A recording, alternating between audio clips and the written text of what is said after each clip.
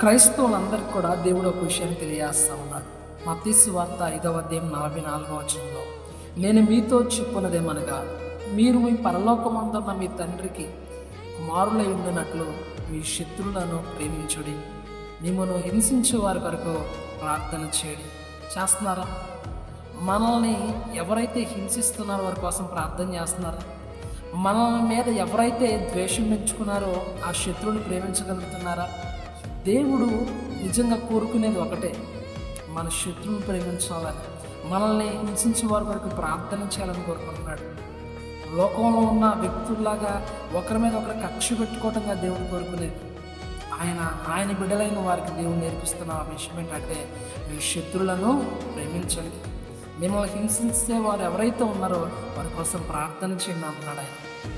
నిజంగా అలా మనం ప్రార్థన చేస్తే, దేవుని మాటకి మనం విధేయత కలిగి ఉంటే, నిజంగా దేవుడు మన శత్రువులు కూడా ఎలా చేస్తాడంట? మిత్రులుగా చేస్తాడంట. అర్థమవుతుందా?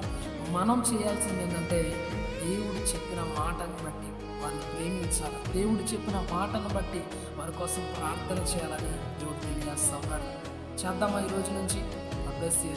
Praise the lord.